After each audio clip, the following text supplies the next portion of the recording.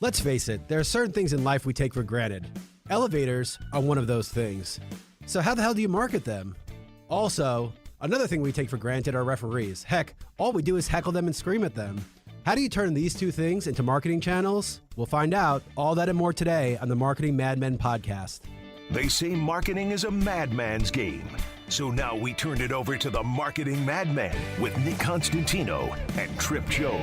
Happy Saturday. Welcome to the Marketing Madmen. Trip Job and Nick Constantino here live from the Battery. What a gorgeous day. And, today, Nick, we're going to keep our focus on local marketing leaders. And speaking of local, we've got someone right here in the Battery from TK Elevator. I think a lot of people have probably seen the tower and wondered what that was. So, yeah, we'll get an answer, too, because I've heard different things. So we're going to ask, I think like Tower of Terror, like back in the day at Disney, like you go in, it's like, whoa, you fall. You got that right next to the parachutes, skydive thing. So, we got a little bit of everything going. But when your imagination wanders, it's a bad thing. So we'll get a real answer to that. Yeah.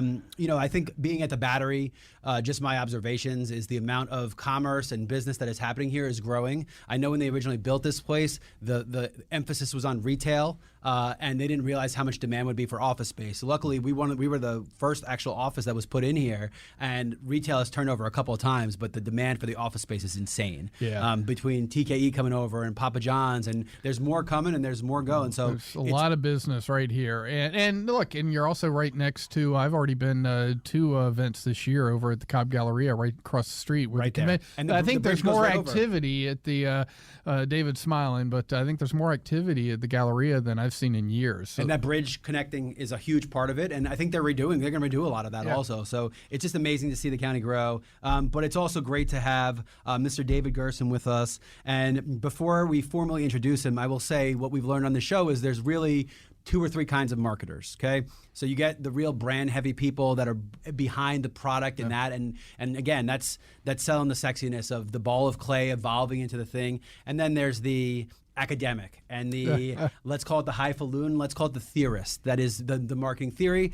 And then there's the guy that's gotten his, or gal, that's gotten their hands dirty and that's in the fire and that turns that sales and in the fire career into marketing. I think Trip and I probably agree those are the ones that we get along with the most with both the sales backgrounds. That's kind of how I started. So and that's how I started. And very much a holistic. It's not a specialist. I think it's easier. We always say it's easier to go to become a salesperson into a marketer than a marketer into a salesperson. Yeah. So with all that being said, again, Mr. David Gerson, the head of North American marketing for TKE Elevator. David, welcome. Oh, thank you guys so much for having me. I'm thrilled to be having this conversation today. Fantastic. Yeah. Well, I think a lot of people don't really understand and know who TK Elevator is. And then we talked about the tower. They may go, oh, yep, Tower of Terror. But give us a little background. Absolutely. So first, just on TK Elevator, since you guys asked, I mean, it's amazing how many products there are in the world where people just have no idea that almost that take is it for business. granted, right? Like that is a business. You want to be safe on your elevator, they take it for granted. Yeah, and I've had my entire career in B2B. So I've been selling the flooring we're sitting on here to the furniture we're sitting at, and now I participate in this 50 million, billion global industry of vertical transportation. I had no idea. But TK Elevator is one of the largest elevator companies in the world. There are like 4 majors. But just in North America, we service about 240,000 elevators and escalators. There's only about 900,000 in the U.S. So it's a massive, massive industry, and it's highly critical. I mean, if you live in a high-rise building or a mid-rise even, and if that elevator goes out, people are not happy. Or, gosh forbid, someone is entrapped in an elevator. Let me tell you, no one's happy. Hey, I spent 6 days in Austin about 3 weeks ago, and at a conference in a little, we were on a 15-floor hotel, and for 4 of the 6 days, one of the 2 elevators wasn't working. Yeah, it's outrageous. So the men and women who keep those elevators running, the people who are designing and installing those elevators, working safely in a very inherently dangerous job, whatnot, at heights with falls and high voltage, whatnot, are some of the most outrageously amazing people you can meet. I've had a vision of creating a culture book of just like the technicians who actually build and work on those elevators. Just so wonderful, so talented, so creative, so intelligent.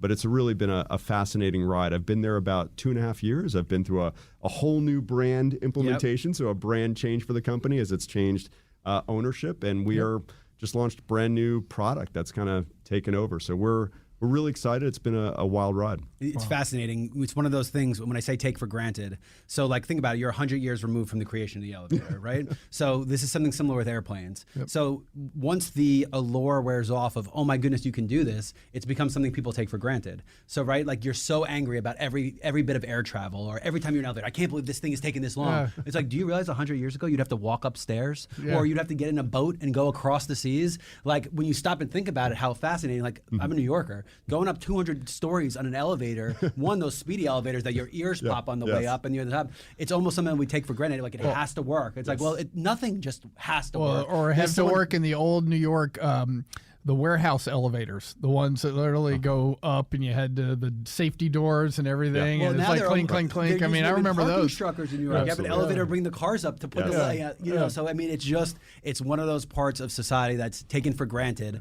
And I think this will lead to an interesting conversation in how you market a product that is almost looked at as something that has to essentially function without knowing of all the work, effort, lobbying, politics that goes into it. I mean, I remember this elevator, we were in the Battery, you know, how often you have the firemen come in and look at the elevator, and it's got to be cleared, and I mean, it is just much more than people know. Yeah, people take for granted it is the safest form of transportation on Earth. It is actually safer taking an elevator than walking on the sidewalk. And that is pretty amazing. And by the way, you talk about 200 stories or something like that in New York City. So we are the people who made and service the elevators in One World Trade in New York City. But it really is fascinating. There's so much engineering and science that goes into making those elevators safe and then keeping them working on a daily basis. It's really fascinating. Yeah. Well, and I think I'll have a sense we're going to get into a space I've spent a lot of time in, but the A&D community, architectural and design community, and how you market, B2B, which you said you're in. And, I think maybe in the middle section we'll kind of dive deep into that. But why don't you tell us a little bit about, so you've been here a couple years, but your background, you mentioned your B2B, but how did you get to this point, David?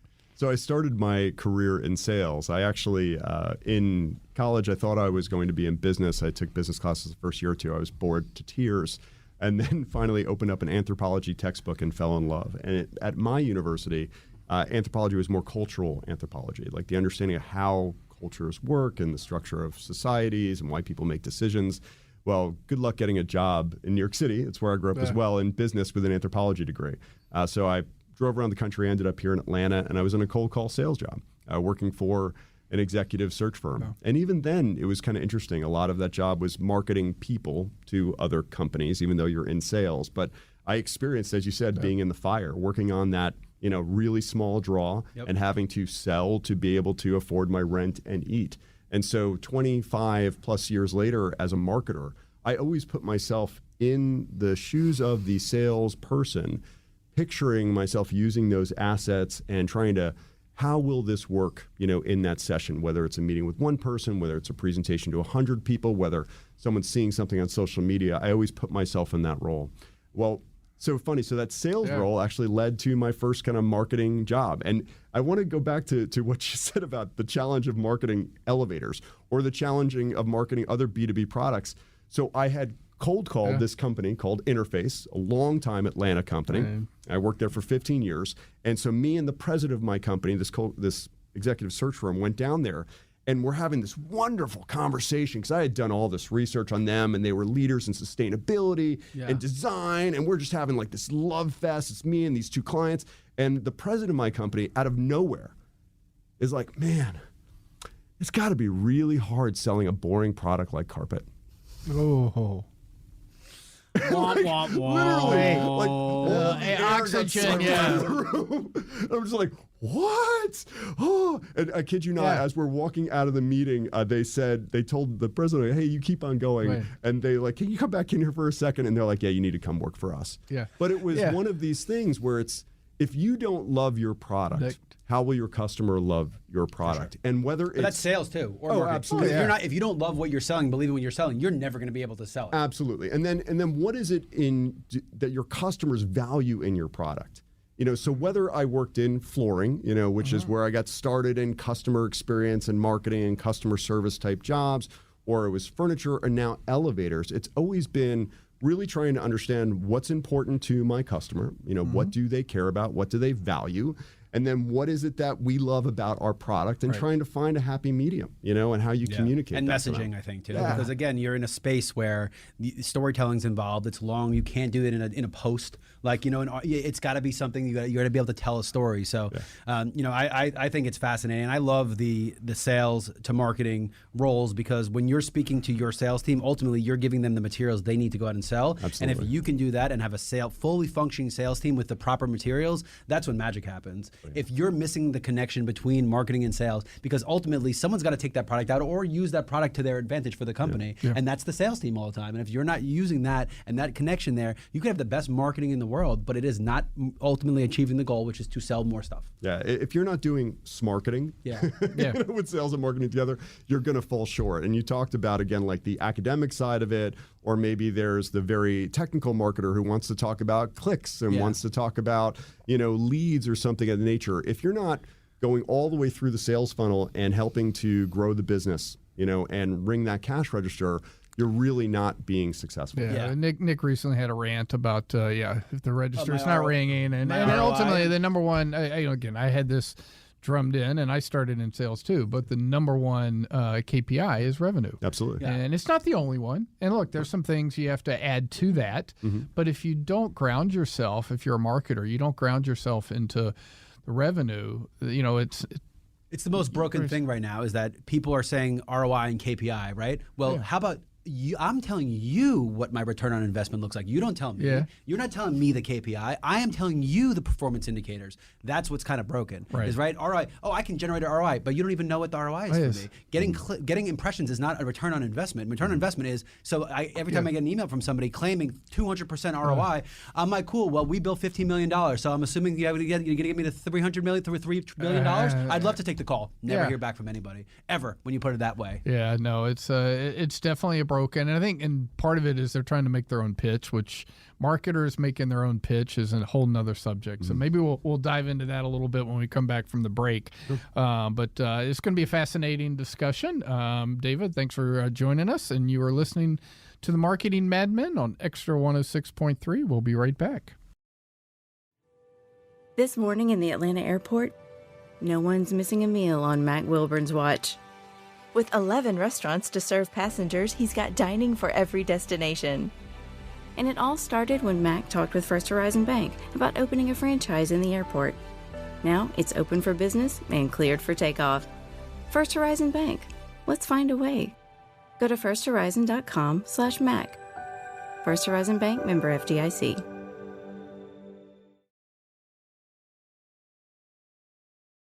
Now back to the Marketing Madmen on Extra 106.3 FM. Welcome back to the Marketing Madmen. Trip Job and Nick Constantino here with our guests from TK Elevator, David Gerson. And, we were talking about a lot of things marketing, but, I know one of the things that you do a lot of at TK, and I think it's got to be tremendously important, is the area of thought leadership and content. I mean, if you're marketing elevators, it's not probably about, having ads, billboards, and things of the nature. I mean, people want to understand what is at the crux of what makes TK Elevator different. Absolutely. I mean, we are a company who is, passionate about the future of our industry.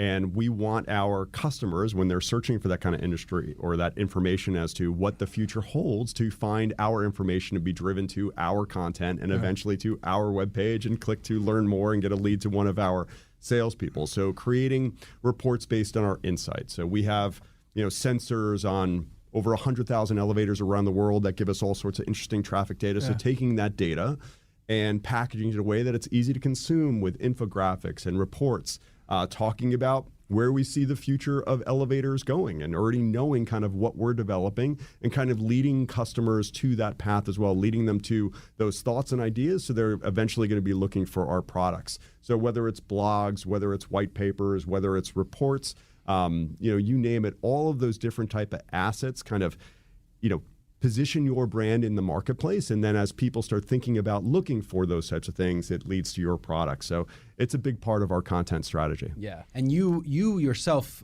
focus North America, but I have to imagine a lot of these bigger conversations are happening developing world, Middle East now, China, where, I mean, the Burj Khalifa is what, 200 something stories that it's going straight up. I mean, some of these towers in Malaysia and Singapore that are going up are building from the ground up. It can't be the same way we made an elevator in the Empire State Building. I have to imagine that's where the future is, and it follows the trends of urbanization, because when you think about it, like, again, how engineering has developed, the world, when you opened the Empire State Building in the 30s, that was the pinnacle of human achievement. Now it's been passed by fourfold by a country that 40 years ago didn't even have the wealth to even build one tower. It is now building these things. So it is, you could almost follow, you say anthropology, you can almost follow the trends of urbanization and anthropology directly with the correlation of building these elevators. So I have to imagine when you're talking content, it's not about making it sexy to a person who's just browsing, but if you're interested in this kind of stuff, attaching your company to the history books and to the future of how it's being written. Is that about kind of what you're trying to accomplish? Oh, yeah, certainly. I mean, a great example. We're the exclusive elevator or vertical transportation provider to Hudson Yards. So one of the most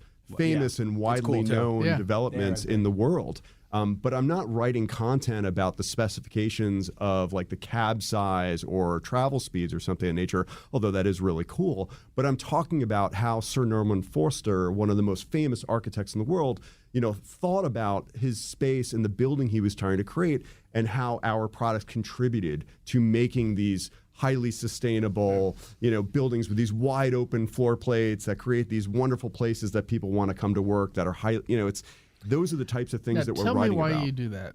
I have a sense, but tell me why that's the focus of the content. Because that's what my customer cares about. So and if that I'm customer selling to, is? Well, it could be developers, it could be architects and designers, it's real estate investors, it can be, building managers, you name it. But that's a far-widening range of people. Absolutely. You're going from the guy that's engineering a 200-story tower to the guy who's putting in a condo with a certain amount of things. Both the functionality of the elevator, both equally important, right? Because what if you don't have that elevator that can move a couch up, and you didn't think to do your freight elevator? Like there's so much that goes into it, but that's got to be far-ranging of who you're trying to apply the content to. Yeah, and so Hudson Yards is class AAA, some of the most expensive real estate in the world. Yeah. But it's something that aspirationally, people can dream about and think about. And when they think about, cool, future forward, type products, digitally native type products, I want them to think about TK Elevator and what we do. So that's why I was leading the witness a little bit, but I love what you're doing, because you are focused more on the why. Yeah.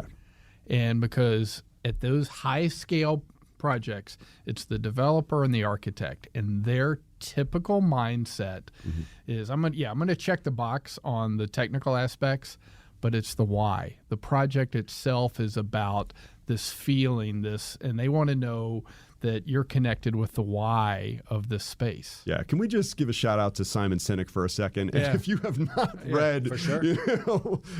Simon Sinek's, why, how, what, and really studied the golden circle, you're really going to be missing the mark. Everything that I do as a marketer and as we lead our team starts with the why. Yeah. Why are we doing this? What's going on in the world? Why is this important? Where are we going? How have we internalized that? What did we think about? How did it manifest into what we did? And then finally, what is the product that we actually do? I think that is completely accurate and true, and I think that you guys have a brand with a legacy that allows you to make those decisions. One of the problems is a lot of these companies that want to talk about the golden circle and the why don't have the corporate vision and don't have the vision of what they're trying to accomplish to achieve those things. You're talking about an industry you've been involved in for how long? And you know what I mean? And you're talking about a land known for engineers. I mean, there's so much going in your favor that you're able to manifest those things. And I think having the clear vision and the path forward is important to being able to do that. Yeah, but I will say, so I've been at TK Elevator for about 2.5 years now. I've been about 25 years within the architecture interior space. But it's changed in the 2.5 years that I've been here, because we're having a conversation now about how important it is to tell that why story. I'm a big believer in capture the heart, the mind will follow. Yeah. And that, a spreadsheet never sold anything. So when you look at our content now, it's visually appealing, it's inspiring, it's cool, it's interesting. People want to consume that content. It's not just about the what it is. Now that what is there, it might be in the back of something or in a cut sheet, but telling that story is huge. Essentially 3 other global competitors, right? So So all of you probably are technically astute, right? So then it's how do we define our brand? That's right. And that's really where you're going. Yeah, and for a great example, I mean, we have a new product we're launching right now called EOX, the Elevated Operating Experience. And it's an opportunity to relaunch our brand again. You know, your product should be living out your brand values, you know, and everything that you believe comes out through your products. This is a fantastic opportunity for us to tell that story again. Again, the why, what we believe and what we're passionate about and how that comes through in the product, the most sustainable product that we've ever made, and all these wonderful digital native features, whatnot. Yes, I could talk about the specs and I could talk about the distance it travels and the door operating mechanism or something like that, but that is not going to make someone fall in love with the product. I want them to fall in love with the product the way we have fallen in love with the product. Again, facts tell, stories sell. Yep. So we tell compelling stories that matter. Yeah, it's great. Now let's talk about, let's talk, most some they're not in some companies of this size, right? They're running their home improvement companies, so let's make it a little granular. So you have great content. You're creating content to put out to the masses. How are you reaching the masses with that content? How are you targeting them? Who are the people you're going after? What are the mediums you're using to deliver said content? Because that's where that data analysis comes in. If you can make the best content in the world, if the wrong people are seeing it, it's not helping you. So let's talk about how you're using the tools at your disposal to get that content in people's hands. That's such a great conversation, and there's many different tools because there's many different types of interactions. Can we just first talk about video? Can we go video? Yeah. And I want to talk briefly about TikTok. Not because of what it's done from a consumer standpoint or how it's used by consumers or brands, but how it's just changed the landscape of how we consume content. And YouTube. Let's not you're talking micro YouTube clips as well. You're talking YouTube broke the ground for TikTok. Absolutely. I mean, it was certainly the vanguard. Yeah. But the way we consume content and how Instagram is moving to Reels as well, and Meta's trying to get into that space, and you see it on Facebook as well. Short, powerful videos that capture attention and move us in a very short period of time. Yep. That again, on TikTok, you're flick, that very simple little movement that you go through to scroll, whatnot. Can you create content that engages people a very short time? So I will tell you in this launch, there is a lot of video content. I have videos that are like my hype video, that really powerful, exciting, that high level why story. And then I've got like a 5 to 7 second like GIF that I can use on LinkedIn, or I could use on Facebook, or we can just use for different graphics and presentation just to add some visual movement.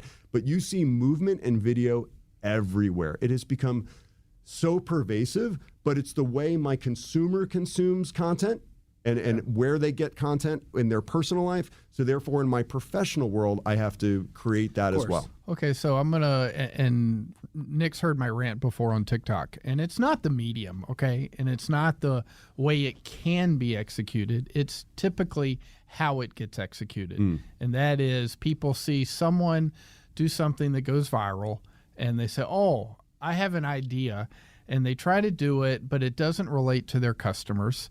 And they just try to be funny or silly or whatever, and it has nothing to do with their brand. And that's because it's so easy to do or to gain entry. That's my view on TikTok. How do you counter that? How does TK Elevator look at it? Well, so I will tell you, TK Elevator does not have an official TikTok channel. Okay. That's the first thing, because that is not where our main demographic hangs out. Good for you. Yeah. It's not something we don't do Snap. We don't do TikTok. It's not the main place that we're going. Now, it's not to say that might not be in the future. I think TikTok has released some numbers, and some people said that 50% of users are below 30, 50% of users are above 30. I don't know how to third-party vet that. Yeah. But there are older people on it, and the only one that can vet that is the Chinese government. Whether you have a YouTube channel or not. So I'm just going to say, the TikTokification, if that's even a word, short form video that's compelling is exceptionally useful. And even if I'm a salesperson and I'm delivering a PowerPoint presentation, I've got 2 to 3 slides in that deck, and there may be a moving GIF that might be on a slide, and then it's going to go into a short 20-second video. Because it's another voice in the room. It's engaging. There's music. There's moving video. It's compelling. And it changes how information is delivered. No one wants to see someone stand up in front of a room with a static PowerPoint slide going through bullet points. No one. Ever. ever. I agree. So when you can bring in like a really highly produced video with CGI graphics that tells the story in this really compact form, I mean, it's so But powerful. I think what's important to acknowledge here, though, that is not easy. So one of the things that Yes. confuses people. So when I started putting out those Marketing Madmen minutes, and my only goal was I'm doing it in one shot. Yeah. I'm sitting down. Do you know how hard it is to time yourself to talk about something for 60 seconds without writing it and getting it in one shot? So I'm doing it with the intention of not being good I at did it. 120 videos over COVID. But I'm over saying 2 years. I'm saying Yeah, 59 seconds. I know. I am saying not 6 minutes. I'm saying 59 seconds to get the mental cadence in your head to get it there. I liken it to, we used to talk about copy for radio commercial. Real easy to write a 60-second commercial. You know, not as easy to write a 30-second commercial, very hard to write a 15-second commercial. Oh. But if you can't get your message down to the nuts and bolts in 15 seconds, your product is already too confusing. I'm not saying that it should be. I'm saying you should do 30s. But I'm saying if you can't get it down to why do you need the product, how to find it, why this company, then you are missing the beat on brand messaging. Don't always use short form, but that is actually harder to do to make it short form than it is long form. People assume because it's shorter, it's easier. It's so much harder to take a message down to such a short form and get people's attention than it is to do a 3-minute video. I think 3 to 6 minutes is the easiest thing you can do. Yeah, Plenty of time I to think establish your need, everything. 3 to 6, I would say, is way too long these days. It if I is. see someone do a 5 or 6 minute video, I'm like, oh my gosh. But people really? don't do they're not staying away from short form video because they're against it. They are because it's really hard It is. to get your message condensed down to that frame and put your call to action in too, because that's what people forget all the time. David, my job on this show is just to keep Nick from talking for 3 minutes because that's the easiest thing that could be done on this show is Nick talk for 3 minutes. Usually it's more of a scream and a violent hand gesture rant, but yes. Less is more in marketing. And then you should always I have the billboard mindset. Like if you're driving down the road and you only have 1 second and you look up, do you get it? Right. So whether it's a visual that I'm putting into a brochure, which these days is a digital brochure that's interactive and moving and has some cool, fun elements in it, or it's a social media, post or something in nature, can you glance at it and in less of a second get it? Like you understand the general idea. And it's when we're writing copy, I'll often have someone send me some copy for a blog post or for something into a brochure piece of collateral. I'd be like, okay, that's great. Cut it by 50%. Yeah. Or on a web page, you're always like, that's wonderful. Can you get it to 2 sentences? Yeah, I see the human nature of trying to do too much. I understand why people want to do it because you want to see value. And the value proposition is I got to get as much words up there as possible. However, when you're going 80 miles an hour down the highway, or 92 if you're me, you're not going to be able to read said thing anyway. So you're wasting space. So No one reads, man. Yeah, They scroll. Well, They we scroll. all came through English class, whether it was high school or college, where we had to write that 5-page paper. Yeah. Right. And so you had to use filler words to write that 5-page paper. Now we're going the other way. you set up the segue so perfectly. I don't know if you meant to do that on purpose. So let's talk AI now, because he did that purpose thing. Because who's going to write 5-page papers anymore? Because now it's let me give you the parameters. You write my paper for me. Yep. So let's talk AI. Let's talk how AI comes to this. Let's talk on the B2B side in your corporate world, because I have to imagine some of that messaging is being helped now. And let's talk about how you think it'll affect marketing in your space. And then again, we'll try to funnel it down to every day, because one of the things we talked about last time was just think about online reviews. Think about what if ChatGPT can just write your reviews like your competitor, you popped it online, it dilutes reviews now. So I think so much is going to come out of it. So what do you see now there? What are your thoughts for the future there? Yeah, well, let's also just recognize that Google, or Yelp, or all of these companies are thinking about it as well, Amazon, and they are doing everything they possibly can right now to figure out how they can filter out those AI-generated reviews. And every teacher or professor everywhere is trying to figure out how I'm going to be able to outthink this. So it's there. I don't think it's going to replace, the human thought or like understanding my competitors, understanding what would be a safe thing to write, might be a dangerous thing to write, might be something that's not acceptable in my industry. There's still some kind of carnal knowledge that you're going to need to have to add to any AI generation.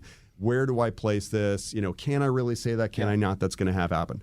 But if anyone wants to hide under a blanket and think that AI is not coming and is not going to be affecting their job, they are kidding themselves. Yeah. I mean, I was in an American Marketing Association event, I think it was late last week, if I'm not mistaken, about AI, and they asked the room of marketers who today has used AI in your job. 70% of the room put their hands up. 70%. It's attainable. You can go on for $20, get chat. I write commercials with it. We did an experiment just to write commercials with it, just to see how it come out. So you have to be trying. It's everywhere. So, and my boss is asking me about it as well, which he should. He should be asking, how can we use AI to make us more productive? Where does it make sense? Where does it make sense? Can we use this in digital? Can we use this here? Can we use this here? Yes, the answer is yes, we can. The question is, you're still going to need some resource to interact with it. There's, free stuff that's available out there, which is very dangerous to use because you type your stuff in there. It's available for everyone. There's the paid stuff. What's the cost that's involved as well? And then how do you apply it? So yes, you can get images done. Yes, you can get copy written. Yeah. There's all sorts of things. Yes, you can play social media posts with AI. Yeah. It's, again, creating that unique, powerful, brand voice, with the content that matters. So yes, if there's a tool out there that can help, yes. I think there's going to be some, I'm just going to say it out loud, and I know people are going to cringe when they hear this, the marketing people. I think there are going to be some jobs that are affected. Yeah. Sure. Not going to lie. Have you seen the Photoshop?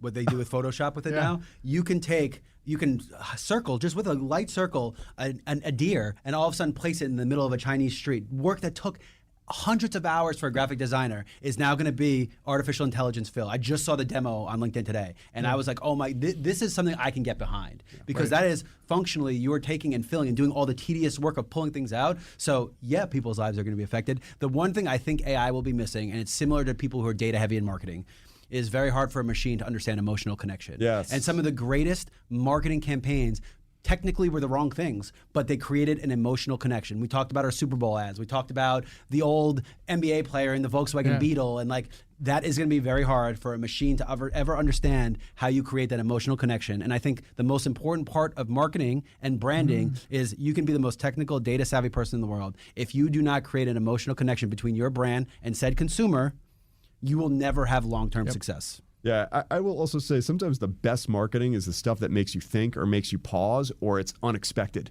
Right. I mean, if my personal experience with ChatGPT is that a lot of the writing is pretty vanilla. Yeah. And I know you could say, hey, do it in the voice of whatever. I've seen it, but it doesn't feel like compelling. But you're also a marketer your whole life. So your eye for this stuff is very different than John driving down the street and not understanding it, right? Yeah. Like, when you're being marketed to. Yeah. No one's going to sneak a marketing message to you. But to the general public, and that's something you learn in mass media, most people don't have a clue what you're talking about. When you think the masses, I could see how people would be very easily convinced that this is something that's unbelievable and it's going to change all these things. But when you're technical in your industry and creating that passion is a thing, I don't think it's going to be the same effect. I don't think it'd be very hard, I think, to trick me with a ChatGPT message. Yeah, I think the challenge will be you're going to have leaders in an organization who see an opportunity potentially to reduce cost and increase productivity.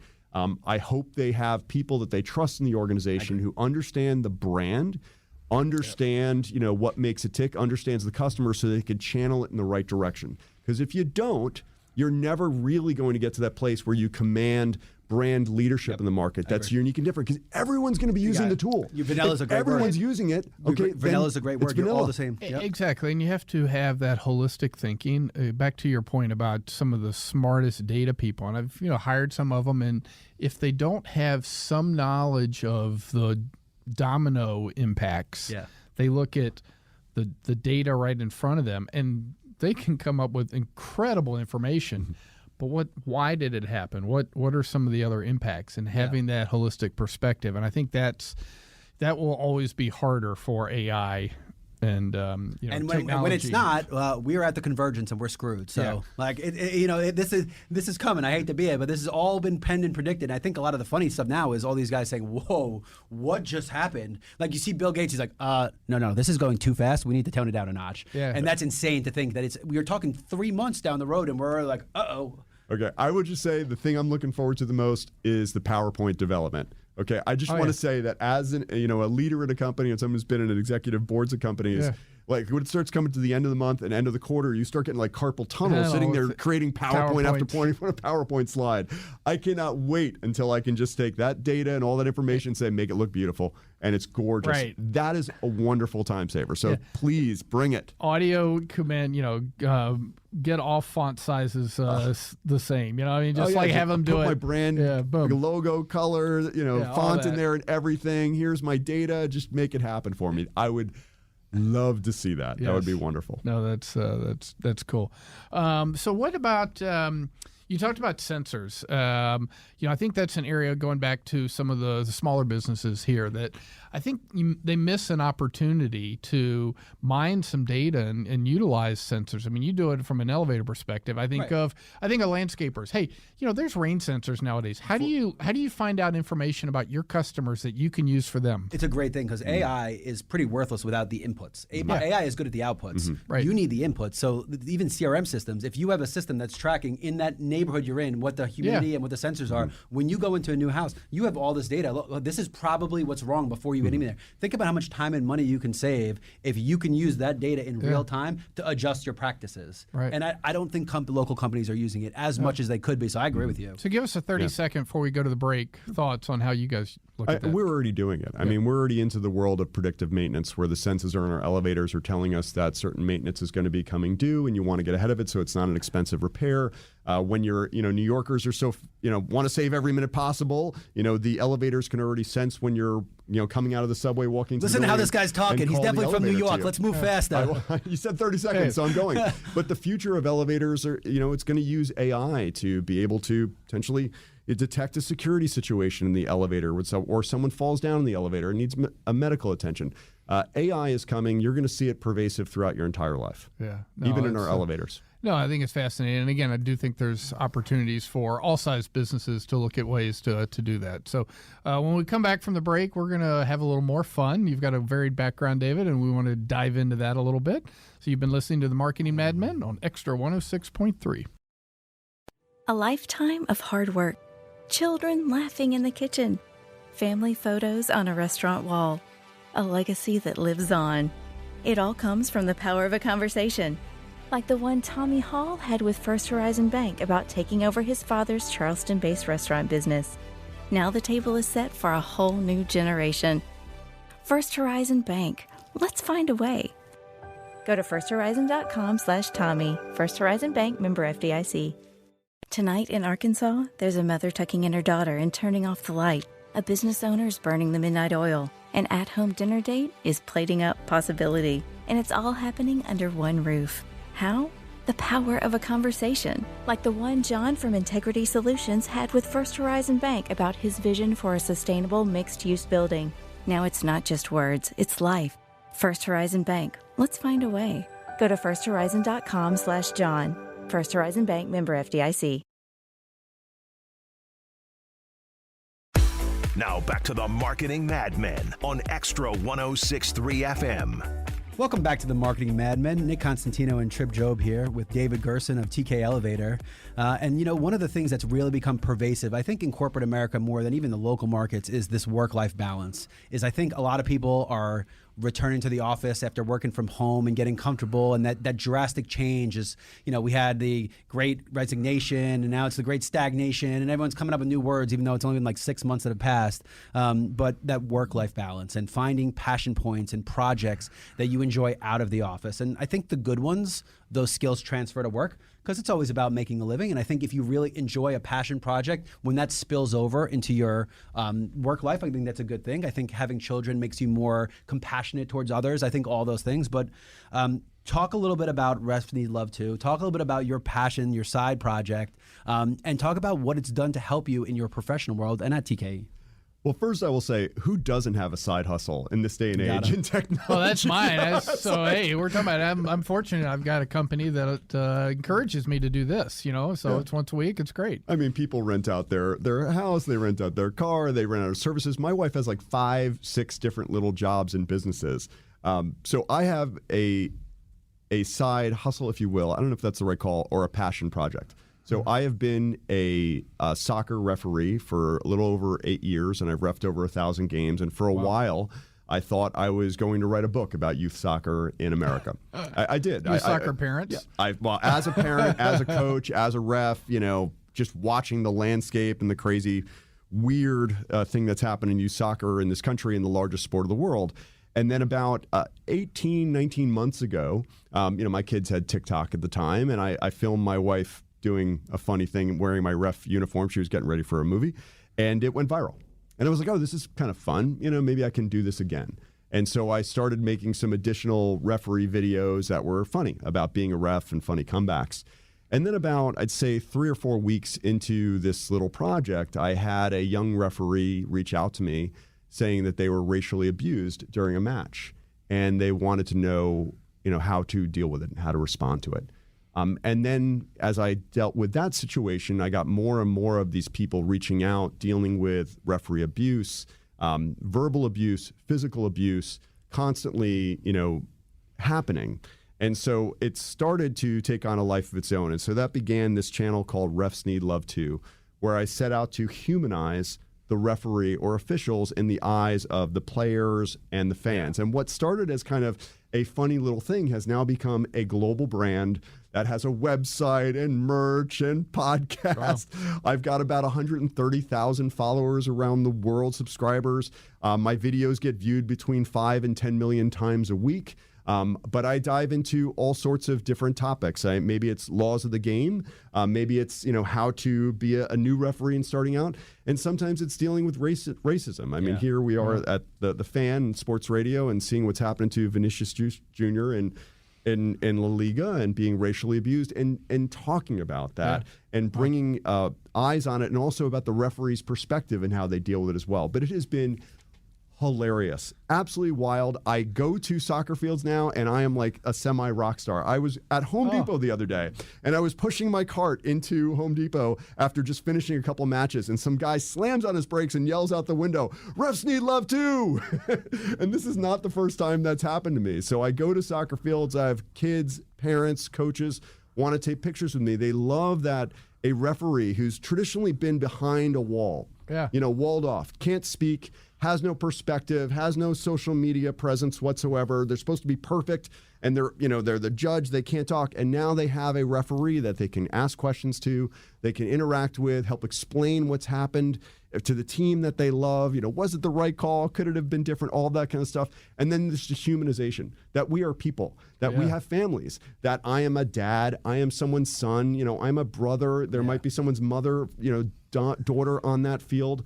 I mean, it's just completely been so eye-opening really to see the love for it. I was telling Nick, my college-age son just started this week baseball umpiring. There you go. So he's gotten all trained, and he's starting off, and I coached, much like you did, baseball and basketball. So I know what he's in for. Yeah. And I think it draws parallels. Like, we have gotten too crazy with youth sports. Yeah. I mean, look, if you are a Major League Baseball umpire and you are getting paid for that to be your career, like, you should be able to get yelled at. Like, let's be fair, that's what it is. Like the ref at a basketball game, you sit in the floor seats, and if you heard the things that were being said to those referees, I mean, it should not even be aired on television. It should be put in your children, let alone. Right. But when you are talking about 8-year-old, 10-year-old, 12-year-old kids, that the parents are yelling at the referees, it shows how broken this has all become, right? That's not helping the children develop and get further. So I like that you're doing it, but I also like that you're making kids a voice to let these kids know that that's not okay. Yeah, that these are not the ways to be treated. There are ways you should stand up for yourself. So there's two things. So that professional referee has security.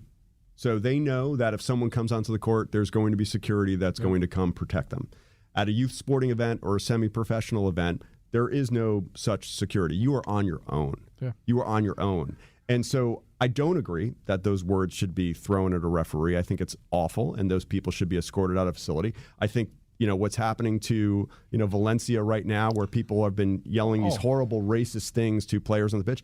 I don't think that's acceptable. I don't think it's a safe zone where you can go to a sporting event and just act like an imbecile and be rude, and that's okay. Well, I just want to say that. I forget which Europa League match or whatever, where it came in and when it attacked the visiting fans in their section. Yeah, absolutely. I mean, booing a ref when he made a bad call. I hear you. When the ball goes the wrong way and you boo a ref, like, that's part of the basketball experience. I totally understand. There's and that's the home field advantage passion, too, to some extent. I think, again, for 99.99% of sporting events that are youth sporting events or what we call grassroots, there is no such protection. They're not getting paid hundreds of thousands of dollars. They're sacrificing their time away from their families to provide this service to the community. And yes, they're being compensated, but it's not paying a lot of money. No. Yeah. The problem is those words become actions. Yeah. So when you're a referee and you're on that pitch and you're on your own, or you're on the baseball diamond or on your basketball court, when someone keeps on yelling and you ignore them, so they're not getting a reaction out of you, the blood boils. They go into that reptilian brain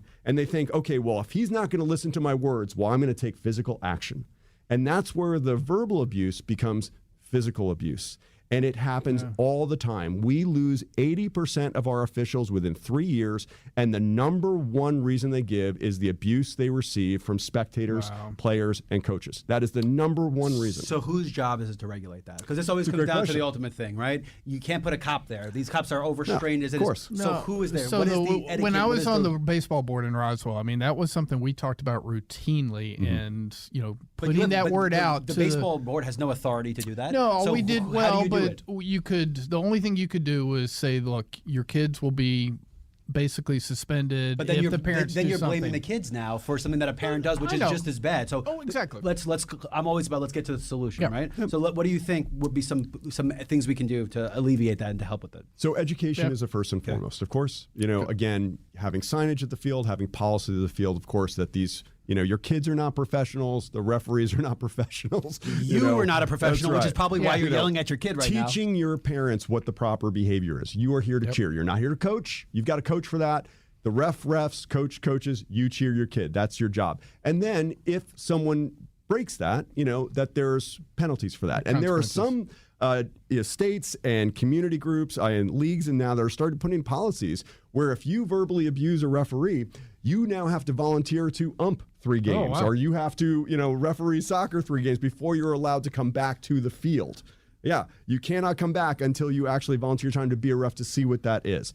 So putting policy into place, having education in place. I mean, we had great coaches for my son. We specifically went to, left a club to go to another club, one club where the parents were very toxic and yelling at the players and refs all the time. We went to another club and the coach was like, you talk to the ref at all, your kid ain't playing. And I think that's also contagious. And that's, we're going to keep this going on the podcast in just a minute, but we're going to wrap up for the radio show.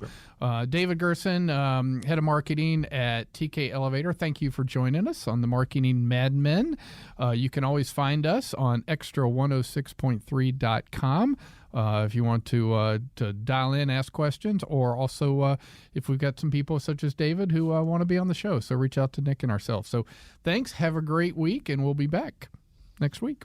All right. So thank you. Let's get back to it. So how, again, I think it is contagious. I think if it is allowed, if people see the behavior is allowed, then it becomes contagious because now all of a sudden you had a bad day and you might not be that guy, but all of a sudden you hear somebody else yelling and now it's you vent your frustrations there. So let's keep going down. How, look, it's marketing. These are marketing policies, how you're externally portraying yourself. So what is some advice you give to people who are dealing with this with their kids or who are that guy and don't want to be that guy? Let's keep that conversation going because I think it is really important as a sports station. I believe in the power of sports. I think it gives you the competitive spirit. I think it gets you understand how coaching works, hierarchy, leadership. I think the net positive is always positive in the sports world. But I think if we allow it to keep going to a point where parents are dominating these kids' lives and putting them in positions they shouldn't be in, that it's going to start turning the other way. So give us some more tips and advice, maybe for parents and kids, and how they can avoid those kind of situations. Yeah, Nick, 1,000% agree in the benefit of sport. And I'm just going to say as an adult, and so in this country, so we lived in the Netherlands for a while. In Europe, they never stop playing. They play Sunday league football or they play field hockey or they go do chorus or whatnot. They're always participating in something. Here in America, it seems like we do sport for a while and then we fall out and we lose that connection. And sport is so fantastic. So I ref every weekend of my life. I run on a pitch 10 to 20 miles every single weekend. I am out there. I am participating. And it's not just the physical benefit, which has mental benefits as well, but it's that mental focus. I lose myself in that. All of the stress goes away and I can relax. And I am a better marketer at my job, at TK Elevator because I referee on the weekend, because I participate in a sport on the weekend. And I think as a kid, it's so wonderful, whether I played baseball, or I played hockey, or I played soccer, or I played rugby. I was a Division I rugby player. I was a rugby referee. Whatever it was, I loved it. I loved bonding with the teammates and the satisfaction of being out there and doing it.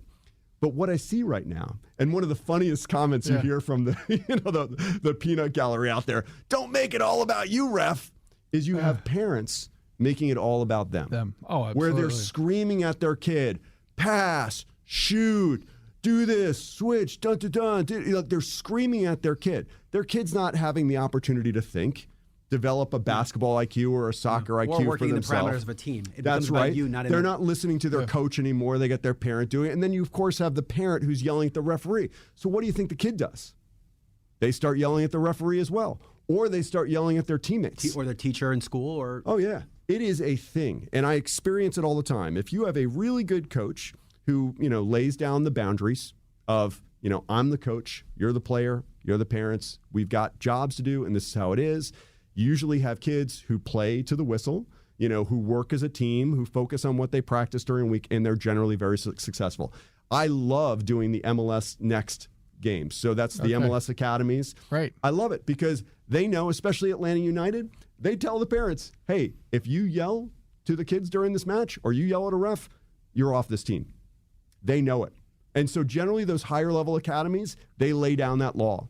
But as you start moving down and you don't have that type of fear of being kicked off one of these academy teams, you see the parents just really just kind of going crazy. And I'm not going to say it's a universal truth, but it's a serious problem where the parents wind up being the focus of the attention, the spectacle, and they ruin it for their children. Well, and a lot of times I used to have it coaching where they were so into it that the kids freaked out, and it created anxiety and performance for the kids because, oh my God, my mom or my dad's doing this in the stands. I also think one of the most important things about sport, underrated actually, is discipline. And I think that especially when you make it to the highest level, right? So I was an all-county lacrosse player in Long Island. And the one thing that registered with me is that while I was playing sport, I was disciplined to what the coach and the team were saying, okay?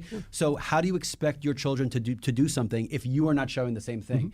Discipline is being mad at a ref, but shutting your freaking mouth and letting the game play. So how do you expect your children to be star athletes if one of the most important factors of being an athlete, you're not even displaying it? And it's self-control. Everyone gets angry. You have every right to get angry, but that doesn't mean you punch the guy next to you. And I think it is covering this country as a whole right now that we are letting the negative emotions outrule what our brains are saying, which is you're not an animal. Shut up, sit there, watch the game, and benefit your child because what you're doing is wrong. And I think that's broken across the board. As a coach, and especially at the rec level a lot, but a little bit of travel, but it was incumbent on me to tell all the players, you do not speak to that's my job. Right. And I don't care if you're the best player on the team. If I catch you bad-mouthing, talking negative to the ref, umpire, whatever the sport is, you're going to sit. Yeah. And you have to follow through with that, even if it's the best player and the game's tied and 4 minutes to go. You've got the coach. That's a responsibility the coach has to have for the players. I think it's life lessons, right? Yeah. So when a ref makes a call that you agree with or don't agree with, arguing is not going to change the call. What you should be teaching the child, and parents should be teaching their children, is it's not what happens to you in life, it is how you respond to it. So when there is a negative situation or something you don't agree with, okay, great. How do you respond? How do you move forward? Get ready for the next play. Get focused on the next play. Wasting your time, energy, whining about something is horrible. And then at the end of the game, okay, if you lose, which always seems to happen, okay, well, it's the ref's fault. It's the ump's fault. Are you kidding? There might have been one call that you disagree with. It could have been a key match decision, no doubt. Yeah. But you took 30 shots on goal. You only made one, or you made none. What about those 29? Did you complete every pass? Yeah. Really? No. You completed about 60%, maybe 50% of your passes. What could you have done better to change the outcome of that match? Yeah. They use the official as a scapegoat, and they don't take personal responsibility. That's become more pervasive across sport, though. The NBA is the worst example. Not only in the NBA, sport, the players are like, oh, it was 2 bad calls. Like, dude, that's a 48-minute game. But then you lost by 8 points. The salesperson said, well, I only made 4 calls today because, I just wasn't feeling it. Well, why didn't you make 10 calls? Right. Well, but that is just our general disdain. That's the whole. One is the same as the other. That's our general disdain for personal accountability. Right, exactly. As a society, we have been driven away from personal accountability. Yes. Yeah. Too far that it is not there anymore. So, Agreed. Yeah, man, this has been awesome. I think we'll put this one out as a secondary because I think this conversation, different but topical to say the least. Oh, I think it's great. And like I said, my son's starting. I have been asked for a while. I have not done it since I finally stopped coaching basketball when he got to college, and right about COVID.